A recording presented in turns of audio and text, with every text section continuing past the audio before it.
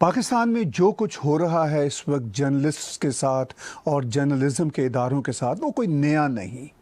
पाकिस्तान ये कहता है कि हमारी सरकार इसमें इन्वॉल्व नहीं है। जब वहाँ के मिनिस्टर साइंस हैं मिस्टर फवाद चौधरी से पूछा जाता है ये क्या है और बीबीसी उनसे बात करते हैं तो वो कहते हैं कि मैं पाकिस्तान में जो कोविड के ख़िलाफ़ बड़ी सक्सेसफुल फाइट है उस पर बात करूँगा, मैं इस पर बात नहीं करूँगा। ये है सिचुएशन। मौजू पे बातचीत करेंगे हम आज के खुसूसी शो में मेजर गौरव आर्या जी के साथ। हमारे साथ जुड़े हुए वीडियो लिंक पर दिल्ली से। वेलकम मेजर गौरव आर्या भाई, नमस्कार। Thank you sir. ये बताइए कि सिचुएशन काफ़ी फ़नी भी है और ट्रेजिक भी है। आप भी जर्नलिस्ट भी हैं और एक ग्रेट सोल्जर भी हैं और आप इन सब चीज़ों को गहरी नज़र से देखते हैं। आप कैसे देखते हैं सारे सिनेरियो को? ताहिर साहब, बहुत बहुत धन्यवाद आपका, आपने अपनी शो में बुलाया मुझे। सर, पाकिस्तान और चाइना, आपने जैसे हवाला दिया दो मुल्कों का, सर यहाँ पे तो इंस्टीट्यूशनलाइज्ड मामला है। जैसे कि सहाफ़ियों के खिलाफ जो एक्शन लेना होता है, अमेरिका में भी हम कह सकते हैं कि स्नोडेन के खिलाफ आप बात करिए, विकीलीक्स की बात करिए, तो वो तो अमेरिका में भी होता है, इंडिया में भी हैं ऐसे केसेस कि जहाँ पे हैरेस कर। लेकिन यहाँ पे चाहे वो पॉलिटिशियंस ने करा हो, चाहे कॉर्पोरेट्स ने करा हो, किसी ने भी करा हो, वो कॉन्स्टिट्यूशनली वो जिसको कहते हैं इंस्टीट्यूशनलाइज नहीं है। वो ये एबरेशंस हैं जो कि दुनिया के हर मुल्क में होते हैं, नहीं होना चाहिए लेकिन होते हैं। पाकिस्तान और चाइना एक अलग मामला है जहाँ पे ये चाचा भतीजा की जोड़ी है साहब, ये यहाँ पे एक जैसे हैं। ये वहां पे वो जो जिमिंग था, वो जो ब्लॉगर था जिसको उन्होंने 8 महीने के लिए जेल में डाल दिया क्योंकि उसने ये बोला कि साहब गलवान घाटी में जो चाइना बोल रहा है कि हमारे 4-5 लोग मरे, 4-5 नहीं मरे, कई ज्यादा मरे हैं इससे। और उसके करीब 2.5 मिलियन फॉलोअर थे वीवो प्लेटफॉर्म पे, जो उनका माइक्रो ब्लॉगिंग प्लेटफॉर्म है, and he was very popular blogger also. तो उसको पकड़ के जेल में डाल दिया। तो इजहार राय तो है नहीं चाइना में। अच्छा, पाकिस्तान में उल्टा है। पाकिस्तान में मुनाफकत है। इजहार राय पाकिस्तान में भी नहीं है लेकिन पाकिस्तान में कहते हैं कि है ना। तो पाकिस्तान में क्या करा कि बोला ठीक है साहब, आपको इसके बारे में एहतजाज करना है। करिए। सब लोग इकट्ठा हुए। फिर हामिद मीर साहब ने एक बहुत बड़ा सा एक लेक्चर दिया वहां पे। फिर उन्होंने जनरल रानी की बात बताई। फिर बोला कि मैं ये बताऊंगा कि किसने किसने अपने शौहर को गोली मारी थी। हम जानते हैं, वो जनरल फैज की बात कर रहे थे और उनकी वाइफ ने उनको गोली मार दी थी। ये सब पूरा ड्रामा वहां पे हुआ। 24 घंटे के अंदर पता लगा कि साहब जियो न्यूज ने निकाल दिया हामिद मीर को। अब कहीं से फोन आया होगा सर, तभी निकाला, क्योंकि हामिद मीर को छोटा नाम तो है नहीं सब, साफ सीधी बात है। मैं हामिद मीर की राय से काफी इख्तलाफात भी करता हूँ। इंडिया के खिलाफ काफी बोलते हैं वो, लेकिन मैं ये नहीं कह सकता कि हामिद मीर कोई छोटा नाम है। हामिद मीर बहुत बड़ा नाम है, पहली चीज। और दूसरी चीज ये है कि एक और चीज मैं कहना चाहता हूँ, अगर आपकी इजाजत हो साहब। भारत में ना कई लोग ये कहते हैं कि साहब भारत में सहाफत में प्रेशर है और कहते हैं ना डर का माहौल है। ये सब भारत में अक्सर ये कहने की बात है।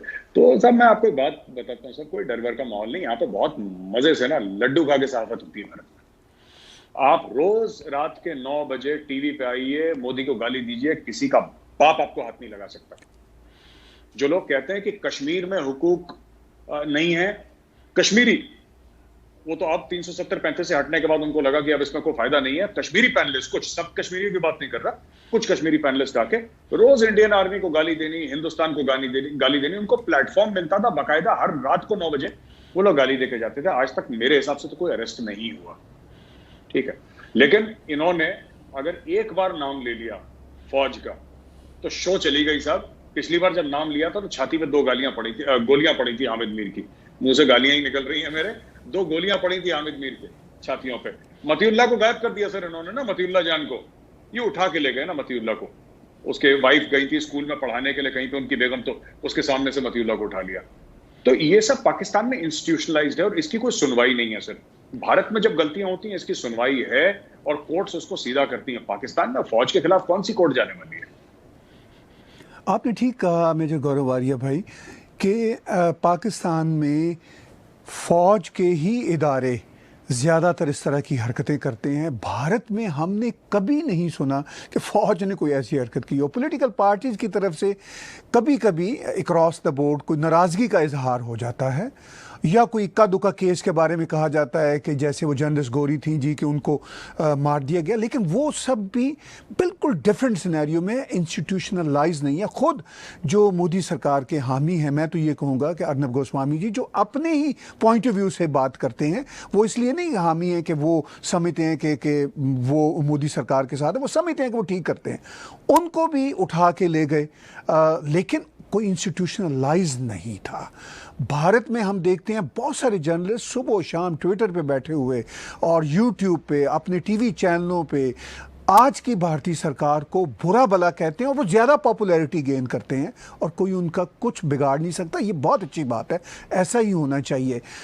आप तो हामिद मीर हों या इस तरह के पाकिस्तान के जो आइकॉनिक जर्नलिस्ट हैं, जो पॉपुलर जर्नलिस्ट हैं, उनके साथ आपका जैसे कहते हैं ना वो ठनी भी रहती थी, आपके पॉइंट ऑफ व्यू उनके साथ लगा नहीं खाते थे, वो आपसे एग्री नहीं करते थे, लेकिन आप और मैं डिसएग्री करते हैं जो कुछ हो रहा है पाकिस्तान में। हामिद मीर को बात करने का हक है, ये हक उन्हें पाकिस्तान के एनवायरनमेंट में उन जैसे जर्नलिस्टों को मिल सकता है आपके ख्याल में आने वाले समय में?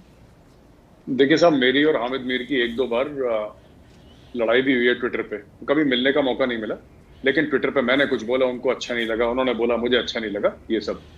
और मैं हामिद मीर के साथ डिसएग्री भी करता हूं, पर मैं ये नहीं कह सकता। देखिए, हामिद मीर को मैं डरपोक नहीं बोलूंगा, पहली चीज ये, क्योंकि वो डरता नहीं, आदमी बेखौफ है। पाकिस्तान में बीच में शहर के खड़े होके फौज का नाम लेना, मैं फिर से ये बात कहना चाहता हूं ताहिर साहब कि यहाँ पे जो हमारे जो कुछ साफी है ना इंडिया में, मैं नाम लेना ठीक नहीं समझता, वो बड़ा गिजाब, हम बड़ा सरकार के खिलाफ लड़ रहे हैं और बड़ा एहतजाज कर रहे हैं और हम एक जिसको कहते हैं ना कि हम एक रेवोल्यूशन लीड कर रहे हैं। ये सब यहाँ के साफी तो बकवास करते हैं कि रेवोल्यूशन लीड करते हैं। रेवोल्यूशन सर लीड करी थी फैज अहमद फैज ने, जिसको फौज ने जेल में कोड़े मारे थे, बर्फ की सिल्लियों पे लटाए थे सर, ठीक है, राइट।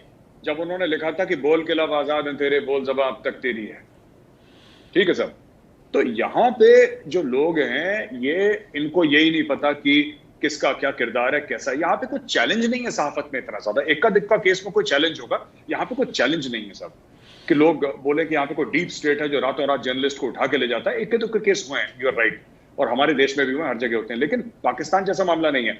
मैं उन पाकिस्तानी जर्नलिस्ट को सैल्यूट करता हूं सर, जो ऐसी बात कह देते हैं। और मैं ये नहीं कहता वो सही कहते हैं गलत कहते हैं, मेरा वो मैं ये कहता ही नहीं कि हामिद मीर ने जो बोला सच बोला झूठ बोला, मेरा वो मौकफ है ही नहीं कि हामिद मीर सच बोल रहा है कि झूठ बोल रहा है। मेरा ये मौकफ है कि that is an act of defiance. वो बहुत बड़ी बात है वहां पे खड़े होकर फौज के खिलाफ बोलना, बहुत गुर्दा चाहिए। यहां पे आप इंडिया में आप टीवी पे आके आर्मी चीफ को बोलो सड़क का गुंडा है, आप आर्मी को गाली दो, आप आर्मी के बारे में झूठ बोलो, 24 घंटे आप कुछ भी बोलो, आप जेनोसिडिकल आर्मी बोल दो, आप कुछ बोल दो इंडियन आर्मी को, आपका कुछ नहीं होगा। हंसते खेलते पैसा पकड़ो, चैनल से घर चले जाओ। 10 ये फिर अपने आप को बहुत तीसमार खान समझते हैं। तीसमार खान यहाँ पे लोग नहीं है, तीसमार खान वो सहाफी है पाकिस्तान में। मैं ये नहीं कह रहा, फिर कह रहा हूं मैं, मुझे नहीं पता हामिद मीर ने सच बोला झूठ बोला, ठीक है, I don't know whether he told lies और टोल्ड द ट्रूथ, बट एक चीज है कि उस आदमी में गुर्दा है, ये मानना पड़ेगा, कलेजा है उसमें। This I will have to agree. इसी